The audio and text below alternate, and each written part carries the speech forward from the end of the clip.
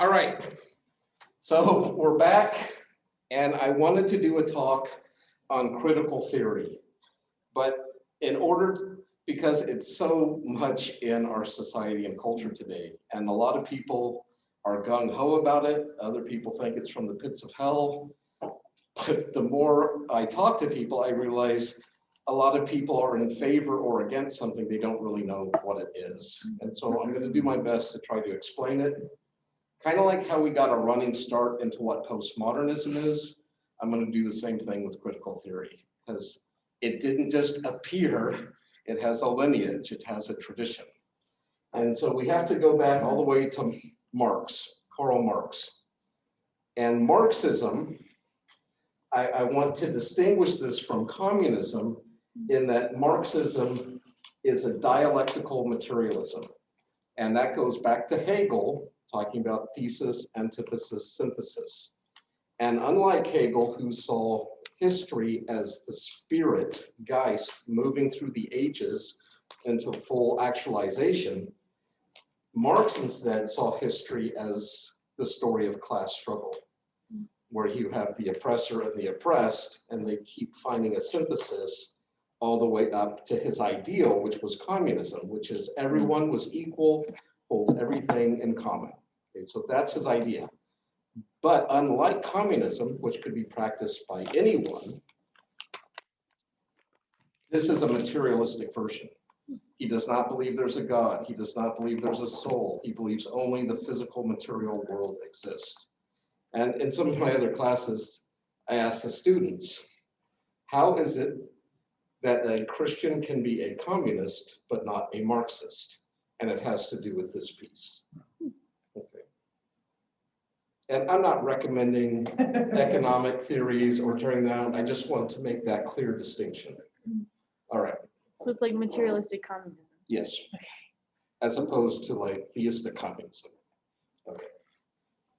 So Marxism is one of the ultimate grand narratives, and it's pitting itself against theism, against Christianity in Europe, and basically pointing out how the state is complicit with the monarchies in suppressing the masses. That's part of how they got such traction in Russia, because you had the Eastern Orthodox Church and the czars basically double teaming the peasants.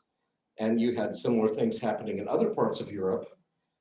But unlike in England and to some extent, the Netherlands, even Germany to a degree, they had entered the Industrial Revolution. And yes, there was massive exploitation of the working class, the peasants, but there were also movements to provide protections, safety, housing, health, livable conditions for these people. Where in Russia, the Industrial Revolution was so new, they were just coming out of feudalism, and there was still this massive, horrific exploitation. And that's part of why Marxism was so popular there and did not do so well in the West. Well, eventually, this target of Marxism of class struggle and pointing out the evils of the bourgeoisie, it began to kind of fall apart as the capitalist countries of the West just exploded economically.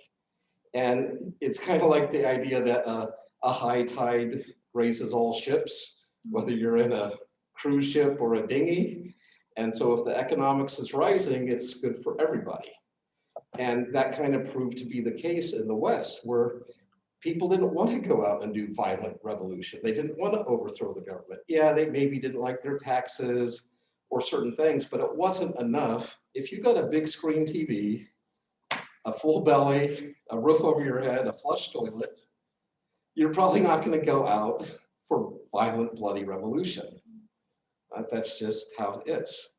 And so Marxism kind of is held to the East. We see it in Russia, China, and some of their proctor states. But other movements are happening as well.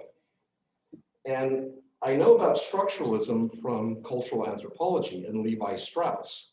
And this theory is basically saying we can know about a society based on its structure.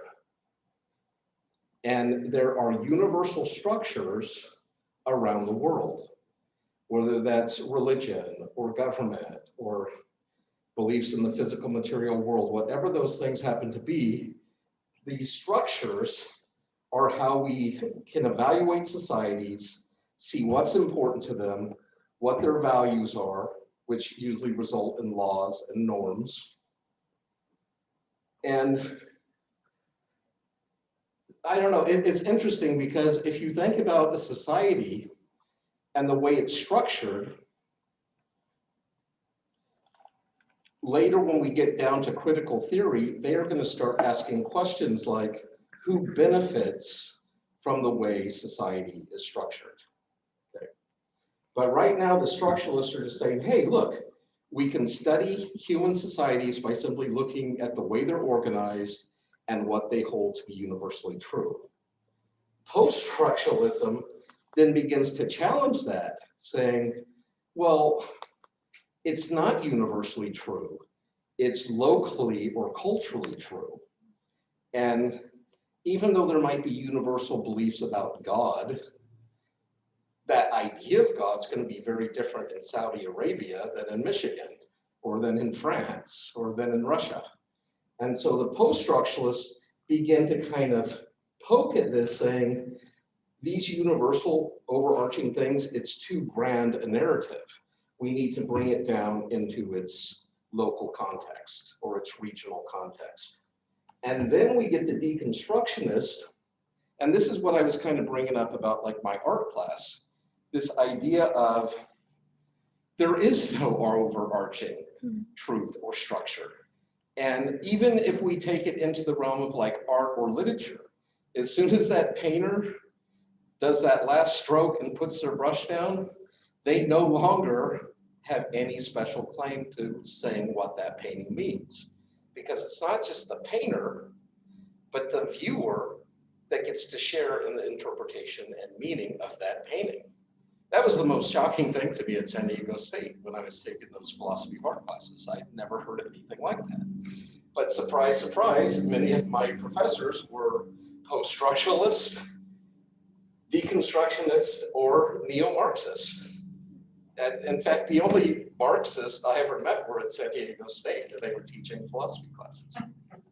And they were wearing handmade leather Italian shoes. And it was just such a weird divergence in my head of how I normally think about communism. Okay, so this leads to critical theory, which I like to call Marxism light.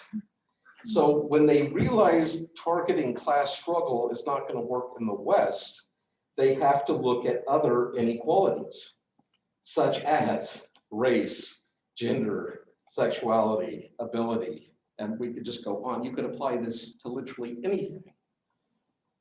It's kind of like, I call it Marxism light because it's kind of anti-authoritarian, and they want it to kind of be like this spontaneous swelling rather than maybe a violent, bloody revolution, just an understanding of different people. And so this brings us down to when we apply critical theory to race, gender, sexuality, this is what you're hearing in the news, like with Black Lives Matter or LGBTQ rights and petitions and for transgender people.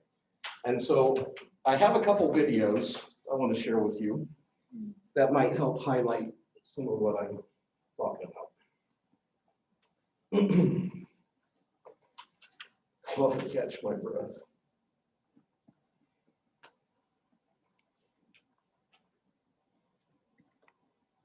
All right, let's start with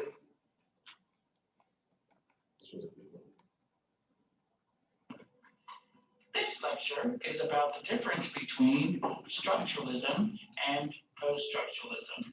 I'm Elizabeth Glasgow, and I'm your lecturer for this series. First, structuralism. Structuralism acknowledges the existence of a fixed real world, one where you have ideas that rest upon a bedrock of material relations, whether they be human, social, or or economic relations, or a combination of the three.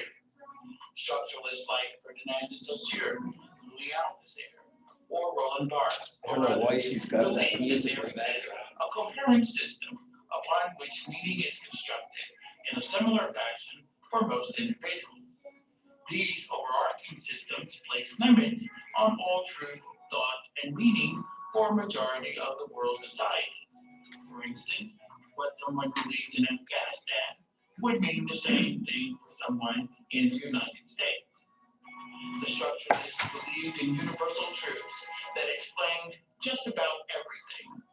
Structuralists like Althusser, for instance, came under particularly heavy criticism because he believed that powerful institutions like his ideological state apparatuses, or ISAs, like the family, schools, the media, the church, and repressive state apparatuses, or RSAs, like the police, military, and criminal justice system, had the power to structure the thought of all individuals in a society, regardless of class, age, gender, sexuality, or a combination of these social factors. It mattered very little the particularities of the communities and cultures in which individuals existed. Now, the structuralists didn't like being labeled structuralists. Many contested this. But the fact remains that many of these theorists, in one way or another, put forth ideas that supported monolithic institutions that operate as a source of all meaning, purpose, and action in the world. Now, post-structuralism. Well, the post-structuralists doubt the existence of a concrete reality.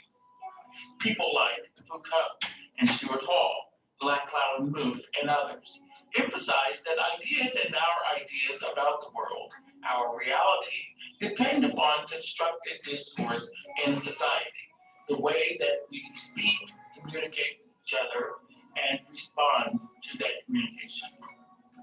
The post-structuralists were not relativists, but they did argue that universal truth, if it does exist, is unknowable. Because of the existence. So that's a little more subtle, right, and refined. They're not saying there is no universal or there is no absolute truth. They're just saying, as humans, that's outside of our epistemic range.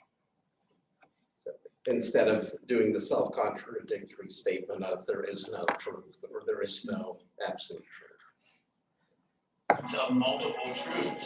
There Multiple exists in truths. discourse, they believe, a certain amount of ambiguity and tension that is not fixed. Meanings are forever shifting. They are not static. Necessarily, the post-structuralists focus on the polysemic nature of media artifacts, where you have a given artifact, whether it be a television show, a musical composition, a TV variety show, or a film or art piece. All of these possess multiple meanings, depending on the intent of the creator or producer and the reception given the artifact by diverse audiences. The improvement that the post-structuralists brought to structuralism was that post-structuralism brought to improvement backed by diverse audiences. That's really important when we get into the apologetics piece of this, because, and think about this, this could serve you well. It's not just the intention of the speaker or the writer or the musician or the artist, but also what is heard, what is received by the audience. Both tie into meaning, what a piece means. This is really helpful to me, especially when we get into race, gender, or sexuality issues, because a lot of people will get triggered or take offense, and you may, from your perspective, be like, hey, I didn't mean anything by it. That wasn't my intention. I meant this. But what you have to realize is it's not just what you say or what you intend, but how it's received. And that took me a while to wrap my head around. that you're not just communicating in a bubble with yourself. You're not just in a feedback loop. Could you adjust that, Kim? Oh, yeah. But you have to take into account what are your words or the things you're saying or trying to convince someone of. How is that affecting the listener, the receiver? So it's intention as well as reception. And I think that's a valuable insight. Now, where it gets tricky is if you want to start arguing about, well, that's not what the author intended. Like I told you that story about the raising of Lazarus from the dead. And there we just got into the classic postmodern, well, that's like your opinion, man, or that's your interpretation, dude. And we end up in this like perspective off. And they're taking one thing away from the story, I'm taking a whole different thing away from the story. And what I want you to think about as far as apologetics is, how do you bridge all these little islands of subjective truth and perspective? How do you enter into another person's world and communicate with them? Is that even possible? How do you connect with another sentient being? Okay, so be thinking about that. The improvement that the post-structuralists brought to structuralism was that post-structuralism allows for the presence of difference among social and cultural phenomena to be observed, to be analyzed and understood. Post-structuralism also led to a discussion about hegemony, something we'll talk about later. It also led to the possibility of struggle against dominant meanings, which can lead to challenging, ameliorating, or even destroying institutionalized ways of thinking and doing. Unlike the structuralists who look for overarching systems that bind people together, the post-structuralists looked at the malleability of human existence, how our differences account for new ways of looking at social and cultural formations, as well as the complex ways institutions function in society. Now, the ultimate goal of the post-structuralists was to return agency, something we'll look at again in later lectures.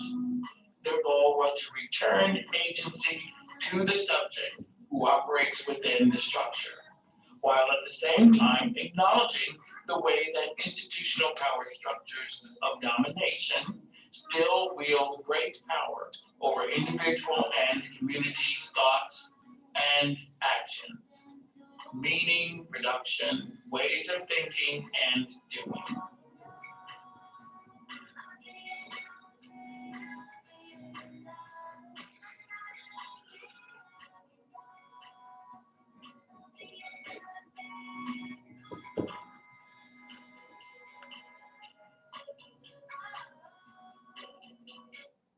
Okay, any questions about that? I thought that was a great little presentation.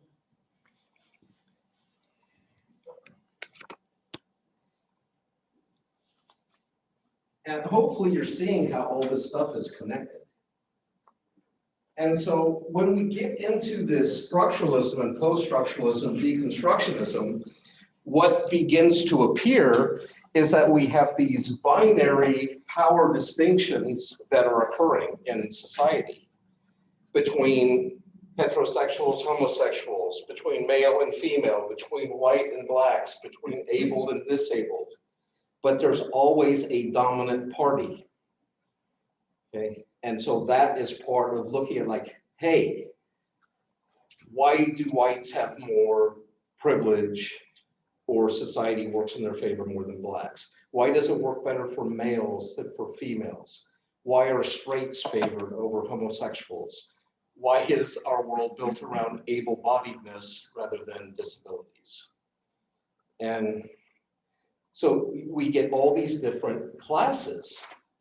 And then this is going to tie back into critical theory by they're going to say, hey, we have these binary power structures that are oppressing a lot of the population.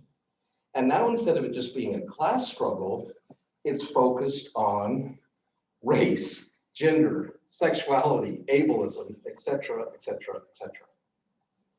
And so now it's almost like the Hydra. One head's cut off and all these other heads sprout in its place of inequality, of injustice, of dominance, of oppression. Now, any comments yet? No one's triggered yet? I'm just thinking of different friends of mine and they would just be throwing stuff at me by this point. I have one friend who does not believe in any special classes for anyone. He says that's racist, sexist, classist. Everyone should be treated equally. Now, I love the sentiment, but if everyone got on board and started treating everyone equally now, would that still be fair? After millennia of inequality. Native American. If we say everyone's equal now, well, you don't get your ancestral lands back. We start from today, right? Okay, but then yeah. if you want to go with that, then at what point do you stop? I don't know that it stops. What? I don't know that it ever stops. I think it just fractures almost like a fractal into smaller and smaller groups.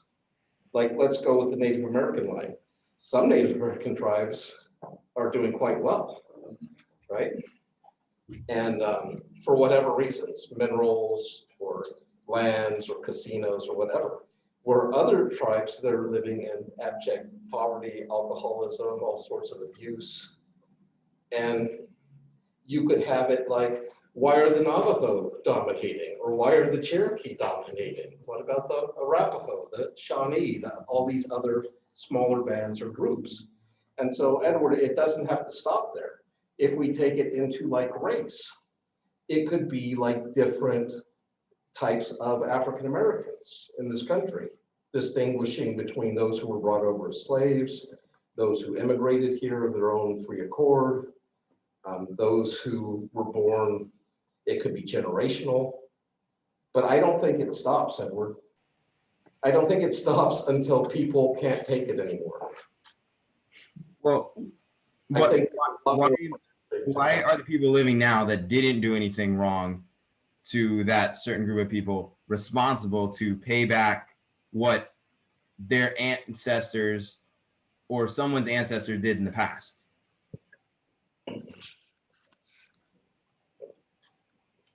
Because the idea is there was gain, whether it was economic status based on exploiting different races, different genders, different countries, different groups of people. Can you repeat that again? It cut out for a minute. Yeah. Ask your question again. I want to make sure I'm answering the question you're asking. All right, so my question is, why would the people living now have to make up for wrongs committed by generations previously, even though they didn't commit them themselves? Because we inherit, it's like generational wealth from our ancestors. So my family's from the Deep South. I don't know that my family were slaveholders. If they were, it was probably very small. I'm not trying to justify it. I'm just saying we didn't have thousands of slaves. We weren't living in a mansion. We were more like the poor white trash of the South.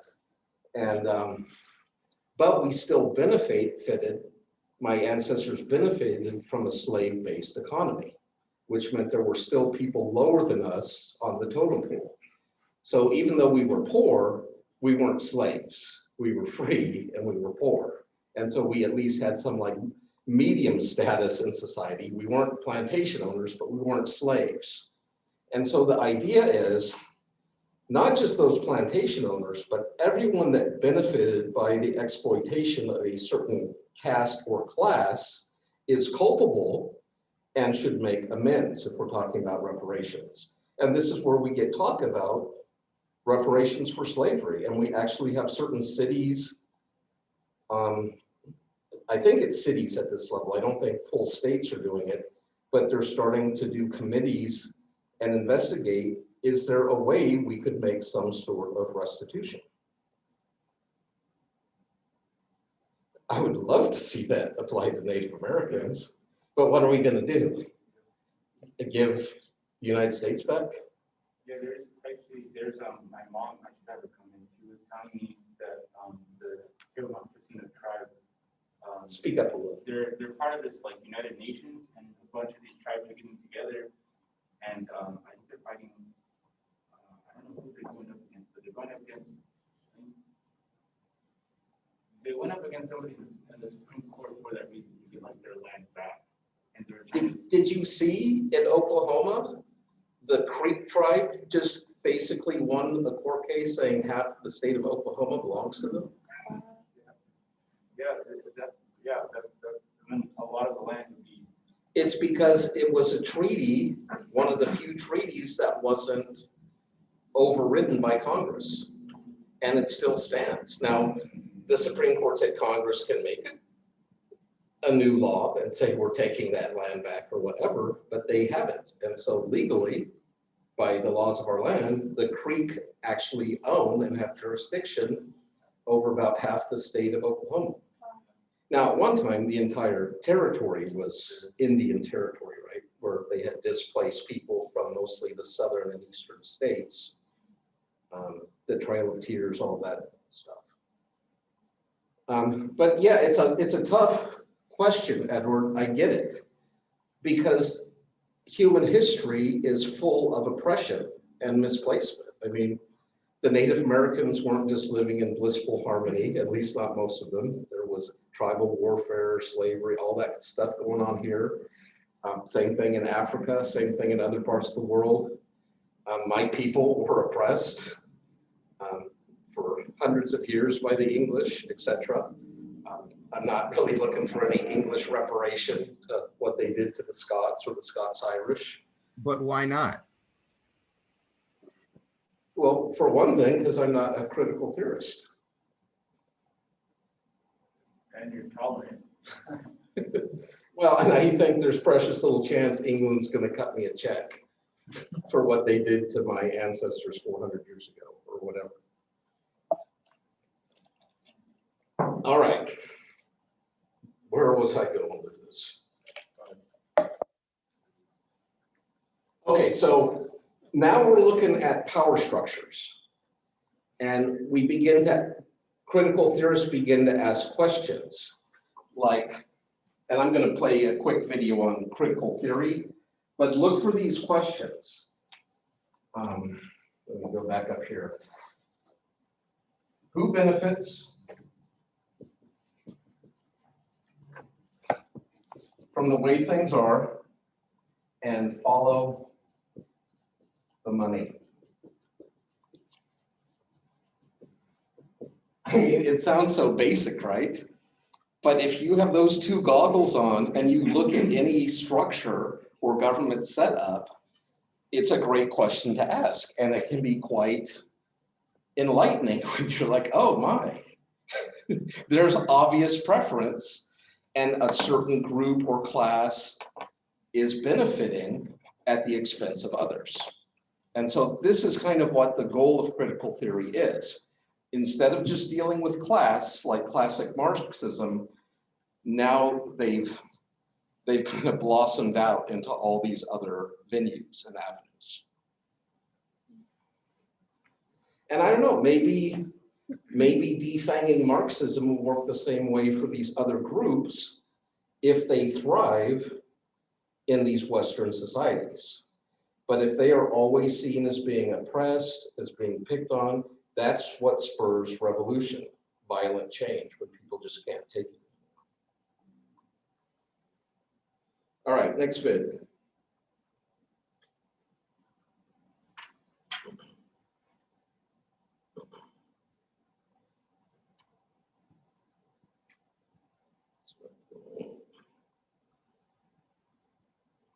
There he is. Good grammar and spelling are important, but if you want to write essays that inspire,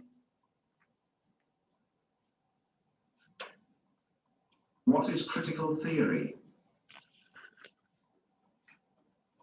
The term critical theory can be used quite loosely, as in the present dictionary, to refer to a whole range of theories which take a critical view of society and the human sciences, or which seek to explain the emergence of their objects of knowledge.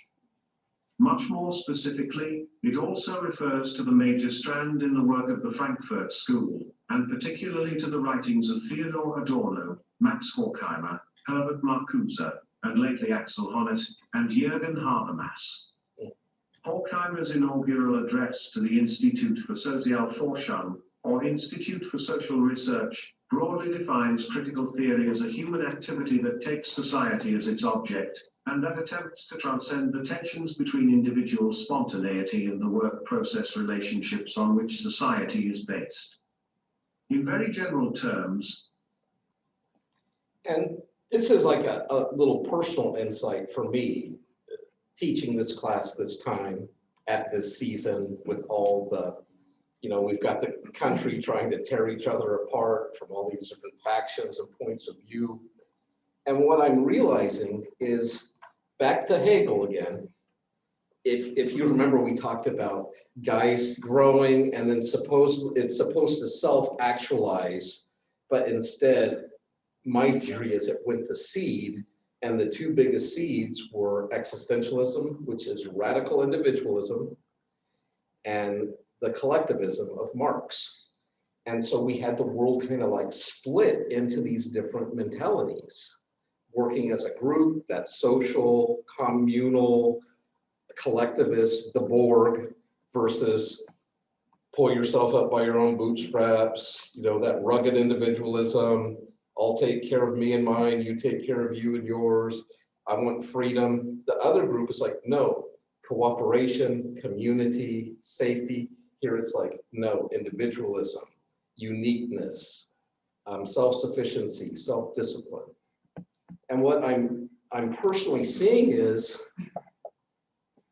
what needs to happen, in my opinion, is a synthesis between the individual and the collective.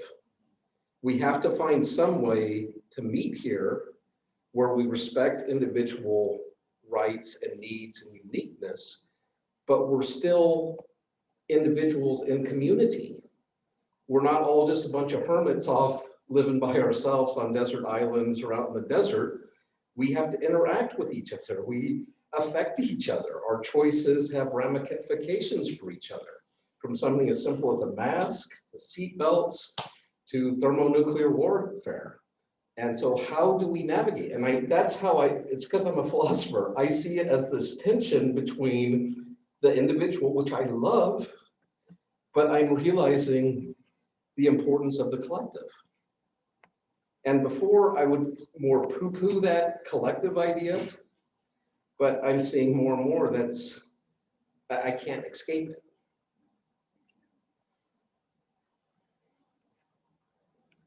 the critical theory of the Frankfurt School can be described as a theory that seeks to give social agents a critical purchase on what is normally taken for granted, and that promotes the development of a free and self-determining society by dispelling the illusions of ideology.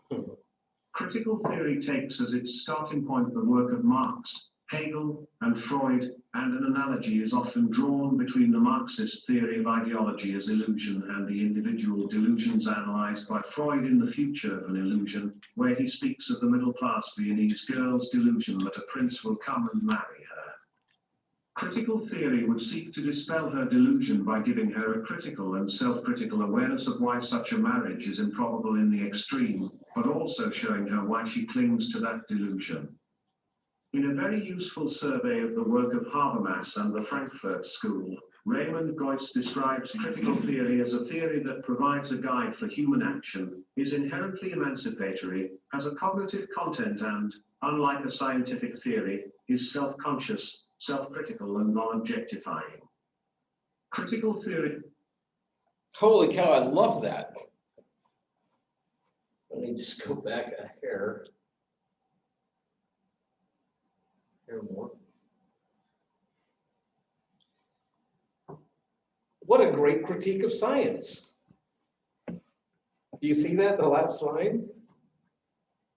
Because scientists like to imagine themselves in this detached place where they're doing their hypothesis, their test, turning them into theories.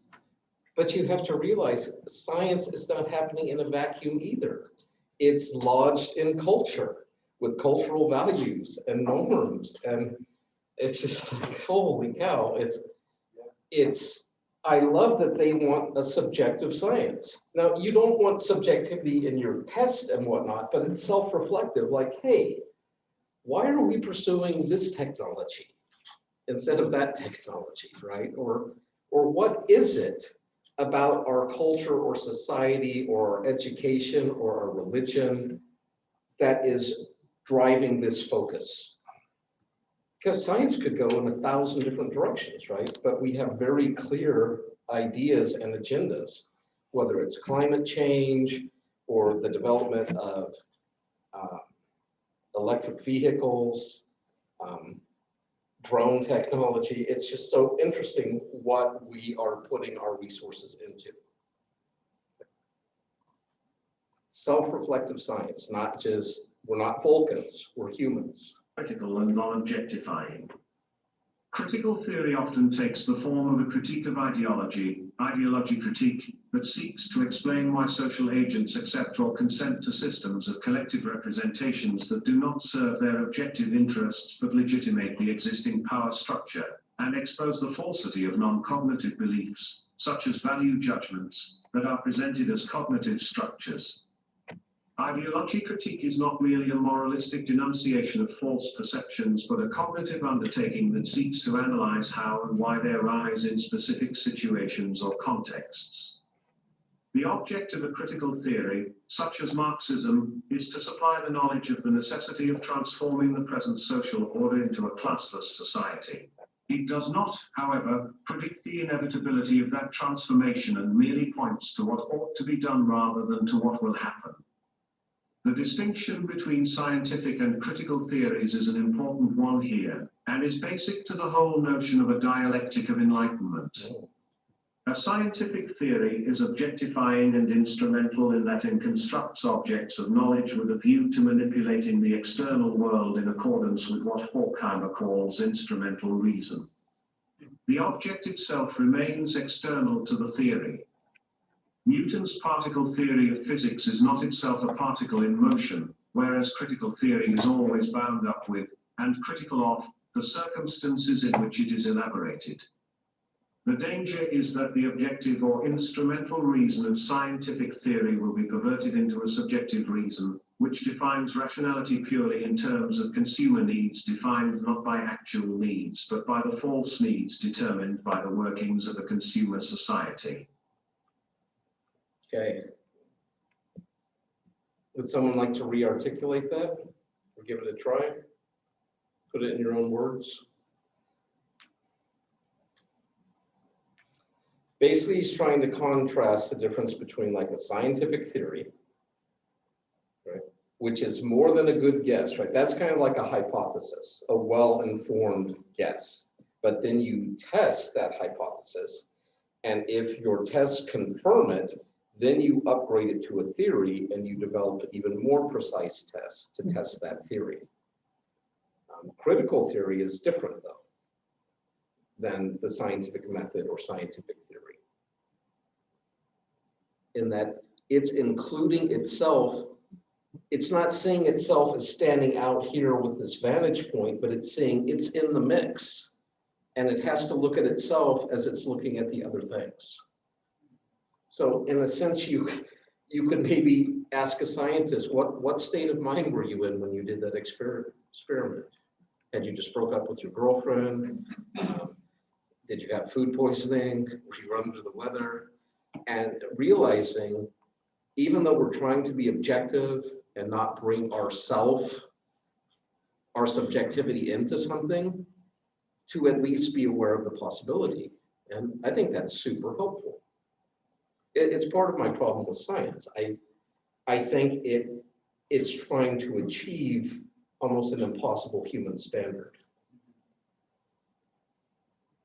I mean, there's lots of benefits to it, But like you can see how easy it can be perverted, that we don't have an objective reason, but it gets taken over and people manipulate scientific discoveries for consumerism, for war, but it could also be positive, for medicine, for agricultural growth, but then you could use it to control, trademark a genome, or now you control 80% of all the seeds in the country, or all these different things where you have now, you're not using objective reason for like the good of humanity or the world. It's being targeted either by corporations, the military, or specific interest groups. Who benefits? Follow the money. Monsanto, right? Who are they benefiting? Who's making the money? The nightmare version of the Frankfurt School, and especially of Adorno and Marcuse, is one of an administered modern industrial society, which has such ideological control over the deepest desires and feelings of its subjects that they are quite literally unaware of their exploitation, frustration, and unhappiness. And look at it now with the social media and the tracking of your search history. Yeah. And they create algorithms to specifically target and market you for more consumption and consumerism. This is the fear of the critical theorist. Big tech, big corporations, big government that they basically have everyone under surveillance and control. And to the degree that we don't even know we're being controlled. But I don't know, I think our population's fairly savvy, and more people are realizing, like, wait a second, I don't want to share this information. And so it's weird, it's like a race, right, of technology or corporations or government learning how to be more intrusive into our lives, and then technology developing to block that intrusion. And then they learn how to break those blocks. And it just keeps going, right? It's part of what's pushing technology. Lastly, the goal of critical theory is to preclude the emergence of such a society by demonstrating that a transition to a freer and more fulfilling society is objectively or theoretically possible, and then by demonstrating that the existing state of society is so unsatisfactory and frustrating that it ought to be transformed. And let me make a little personal commentary. This is where I think a lot of these movements are struggling. In some ways, they can claim the moral high ground that help, we're being repressed. But what's their solution? Do you want to become the oppressor now? Do you want us to cater all society around you and your needs? Do you want to be the dog? What do you want? And this is where I don't think there's enough cohesion, or maybe I'm not aware of it, in modern critical theory of what's the end goal, what's the end game here. You're making some great observations about who's being oppressed and why, maybe even how, but how do you want to fix it? Do you just want anarchy and chaos, where it's just everyone's equal? But we know that's not going to happen, right? Because there's so many inequalities already, not even the superimposed ones, but we're simply not all equal. It's one thing to judge other people equally or to all be equal under the law, but we do not have equal abilities. Like if we went out in the parking lot and we ran a race to the other end of campus, it's not going to be an equal or fair race. I will be last, obviously, in this group. But then there's other inequalities, right? Where I have advantages over you all, simply because of my age or experience or income or those sorts of things. So how do we deal? What are we trying to get at?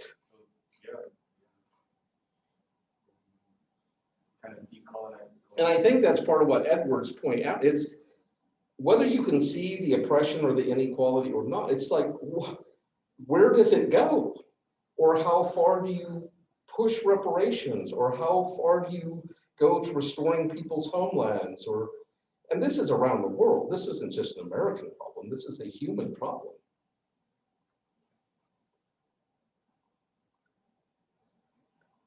Determinism, therefore, is avoided by adding the important proviso that the transformation can come about only if social agents can accept the theses of critical theory as a form of self-consciousness that can act as a guide to emancipatory action. Thank you. That was very helpful. Can we have the lights back again? And so, what am I So it's doing? like using critical theory to follow critical theory. Does that make sense? Yeah, it could become like self-referential critical theory. Like the answer is critical theory. But But then you're it using becomes, critical theory yes, to get it. in this paradigm, theory is power. And you can see it, right? Can't you see how powerful these movements are in our culture right now? Now you have those that are in power trying to stop it or check it or limit it, but this is part of our tension now, where now we have conflict between straight and gay, male and female, black and white, able, disabled. And I'm not saying critical theory created those tensions, but they're pointing them out. But then again, what's the solution? And I guess this is where I'll make my personal commentary on this. I love a lot of critical theory observations, and they point out injustice and inequality and how it's occurred both systematically, and I know these are trigger words, systemically, and it's not even necessarily conscious. It's just you have the people with the keys, they keep sharing that power and wealth and influence of people that look like them, think like them, act like them, believe like them. And now that you have these other people coming in and challenging that, it creates a lot of tension and hardship. So that's where I'm at personally, and it doesn't matter, you have to make your own decision on this, but at least hopefully this will help you when you hear these terms that, I mean, how many Black Lives Matter supporters do you think have any inkling of what we just talked about today in class? 1%? 3%? Maybe? And so with my conservative friends, they're all just like, oh, Black Lives Matter, it's Marxism and yada, yada. Well, yeah, maybe among some of the leaders, maybe some of the organizers, but the vast majority of people, it's more of a sentiment, right? Like, hey, we matter too, right? And so that's what I want people to try to stop convoluting and confusing. And I just see this as a tool. I really appreciate what they're pointing out and the questions they're asking, but I'm not a materialist. And I'm not looking for a materialistic solution. I'm a Christian. I love Jesus. I have a relationship with him. And that's the only way I know that I can love and connect to other people. Because for one thing, I'm a white, able-bodied, cisgender male. You know, I believe I'm in the right body, and all these things, and I don't want to oppress people, but I understand a lot of things, at least at this time and place, are stacked in my favor. And I know a lot of white males don't want to admit that. And it's not something I can force on them or make them see. And I don't feel like that's my mission. But I do want them to at least listen and have a little empathy for people who are saying, help, help, help, I'm being repressed. And do I have compassion? Now, my solution isn't a Marxist equality, communism, whatever, but it's that unity we can have in the spirit of Christ. Let's take this to like hermeneutics again. When you apply, can you imagine applying critical theory or deconstruction to hermeneutics? Basically what it's saying is all of us have the right to our own interpretation of the Bible. It doesn't even matter what the author meant. I don't even know if they'd admit there's a Holy Spirit behind the authorship. But the idea is that's what the scripture means to you. That's what it means to you. That's what it means to you. How in the world are you supposed to have an apologetic to this generation? That's what your signature assignment's about. I want you to wrestle with this. And I'm going to give you a clue. The answer is Jesus. Look at how Jesus ministered. And even though he was an ancient, I think that is the exact correct technique for postmoderns. He was all of it. He was all of the above. He Yes. wasn't like, if you really think about it, he wasn't like, he was strong when he needed to be strong. He was soft when he needed to be soft. He was gentle when he needed to be gentle. He was all of the above. He spoke up for the oppressed, but he wasn't there for social revolution, right? But he didn't deny it. He didn't play into the hands of the power brokers. No. Fascinating. And look who came to him. The poor, the outcasts, the lame, the diseased, all the people that weren't in that top tier. Those were the ones that flocked to him. The broken, the outcasts, the diseased, the heretics, the sinners.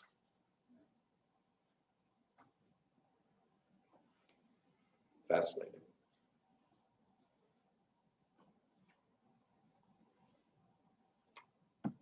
Okay, I have one more for you. This is so freaky. Two more for you. The other ones we'll have to do next week, but it's just kind of fun.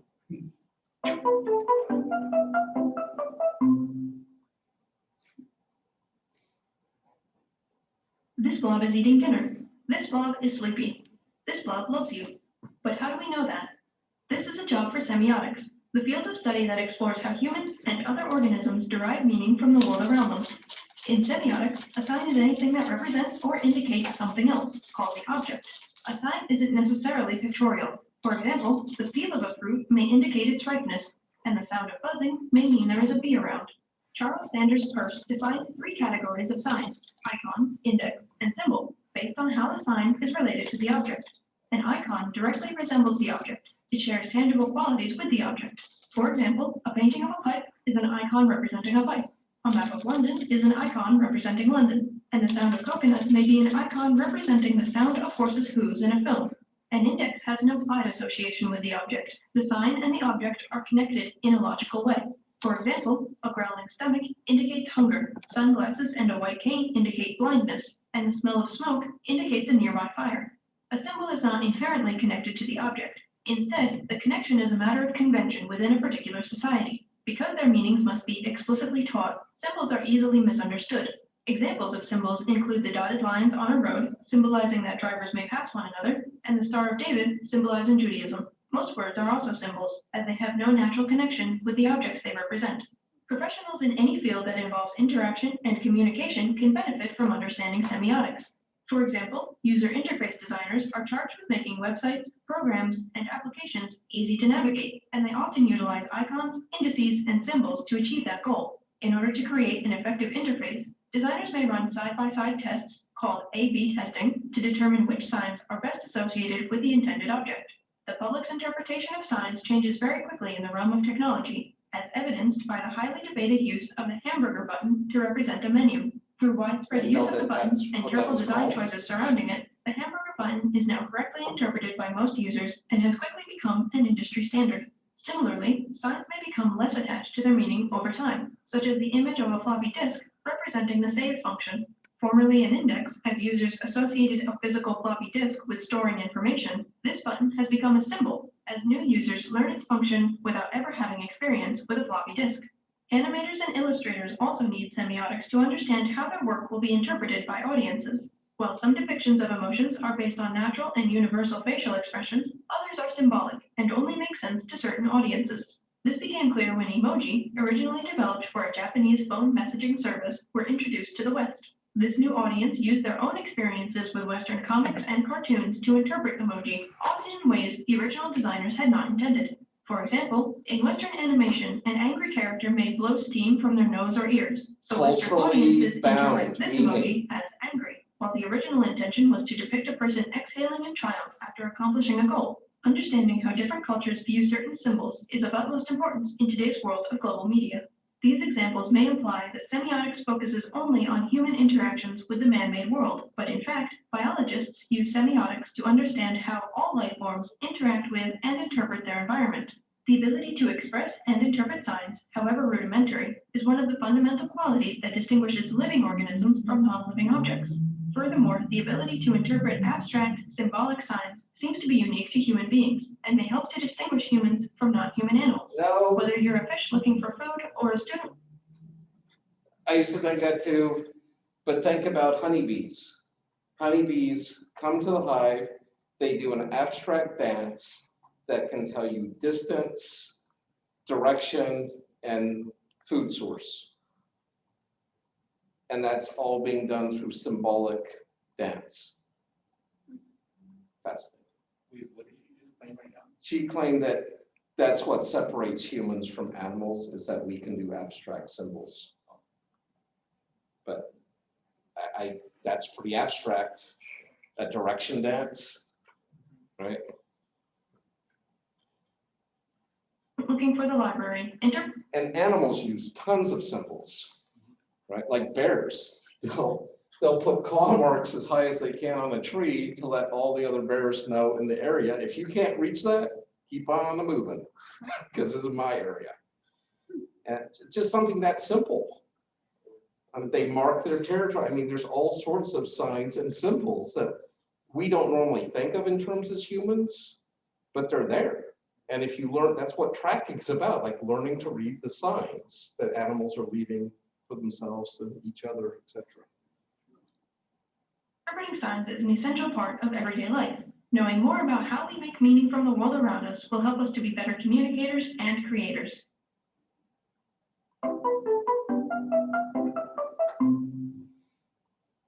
Read the lights back.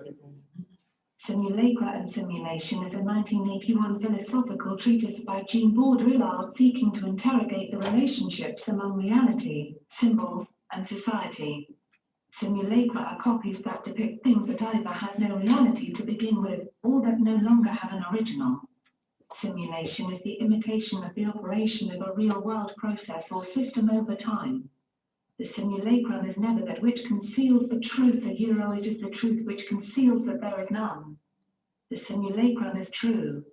Simulacra and Simulation is most known for its discussion of symbols, signs, and how they relate to contemporaneity. Baudrillard claims that our current society has replaced all reality and meaning with symbols and signs. Okay. That might be a little bit of an overstatement, but I kind of like where his head's going with that. And so semiotics is this idea of reading signs, and that was quite revolutionary to me when I realized language is all symbolic. And most of it's arbitrary. We have just collectively agreed as a group that certain sounds or symbols represent certain things. The one exception where she was saying that like words have no relation to the objects, there is a class of words that is an exception, and those are onomatopoeias, like whoosh or poof, or basically words that sound like the action we're describing, but that's rare. Usually it has nothing in common with the item. Baudrillard wrote this book called Simulacra and Simulation.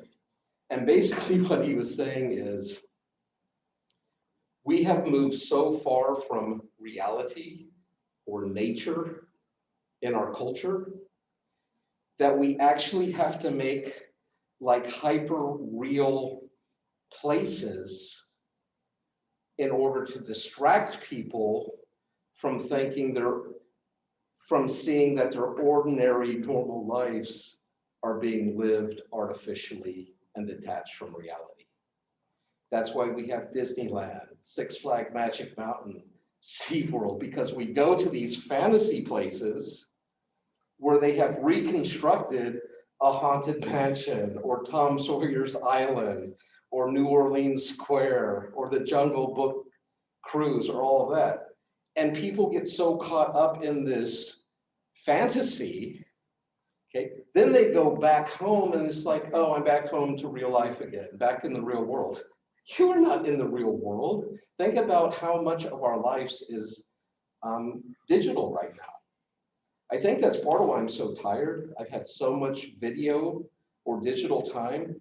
And in digital screens, even though this is how we're going to finish out the semester, it's not like analog. It's not like in the flesh, where their brains on the screen are having to fill in so many data points that isn't being captured.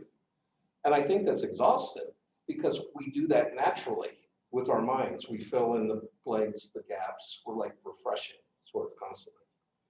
But how different when you actually, I mean, when's the last time you touched the earth? Most of us in our culture, we could go our whole day without ever touching the earth. You're on artificial concrete or asphalt, all the way from your driveway, your sidewalk into your home. Take your shoes off, walk in the dirt, touch a tree, look at the sky, breathe some air, go to the beach. And this idea of we have become so disconnected, so artificial lighting, artificial heat, artificial cooling. We live in boxes within boxes within boxes. And you can see how easy it is to control people living like that, especially if all their reality is coming through the screen or through media or television, radio, games, those sorts of ideas. Now, I think he went too far, but I love what he was pointing at. This idea that we try to make uber fantasy places to make our actual fantasy life seem real. And I know that was kind of Baudrillard in a half a nutshell, but super interesting. I think they came up with this idea called a heterotopia, and it's just like this hyper ultra reality to try to distract us from our artificiality. But those things aren't real either. The real is the simple, the natural. And I just threw him in there because he kind of got thrown into this whole collection because you can see, once again, how powerful signs and symbols are, right? Amazing. And we can do a whole class just on that. I think I'm going to wrap this up here now, though. And where I want us to go, I mean, are there any more questions or comments about what critical theory is? I was thinking about the analogy of the idol in Nebuchadnezzar's dream, and then Daniel had the same dream. And it's, in my mind, I'm seeing it almost like we have all these meta narratives. It's like the golden head of Babylon, or like the Medes and the Persians, right?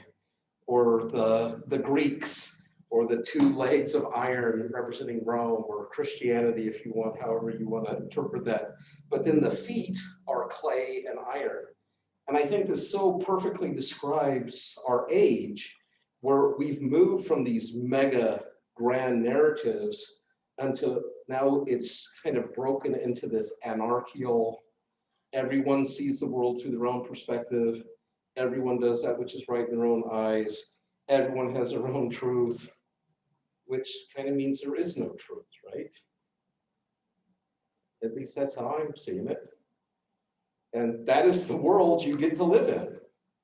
And I think it's exciting, it's definitely challenging, but hopefully that at least, if you want to react to critical theory now, hopefully you can do it in a more, if you still don't like it, you have a more educated way not to like it, is what I'm hoping. And I hope you can see some of the value. I'm not saying you have to buy the whole package, but to at least understand why these people are so worked up. I mean, So critical theory is basically like micro Marxism.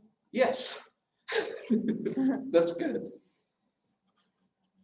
I like that micro-Marxism because you can just apply it anywhere, anyhow. People have even applied this to like politics and revolutions. We've had Catholic priests, what do they call them? Liberation theology. Liberation theology is Marxism applied to theology. What's that? It's a godless theology because they're materialist. They don't believe in God, but they believe in humanity and equality. And so they're trying to use religion to liberate the oppressed people. And this was mostly taking place in Latin America and South American countries. But see, I don't get that. How can you believe in God, but then look for a Marxist solution? That's my biggest problem with it. I'm looking for a Holy Spirit solution. Like on my way down here, I showed Witten, I was teaching this, and he goes, "What's that?" I'm like, "That's the problem.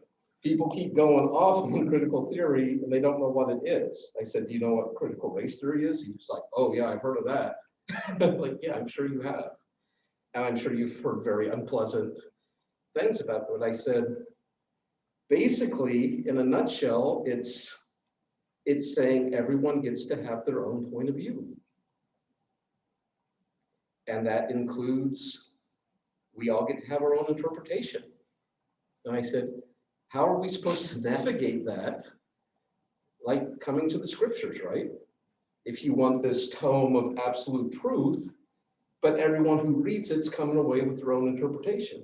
And I loved his answer. He just said, the Holy Spirit. And I laughed, but I totally agree with him. I think that's the only hope. Because we've already seen the problem with reason. We've seen the problem with experience. We've seen the problem with culture. I really think the Holy Spirit is the only way to navigate to truth. But then what happens if the Holy Spirit's telling me one thing and telling you something different? Where do you go from there? This is what you need to deal with in a postmodern apologetic. You can't just quote verses at people anymore. I mean, you can if you want. I just think it's going to be incredibly ineffective. Okay, is that good?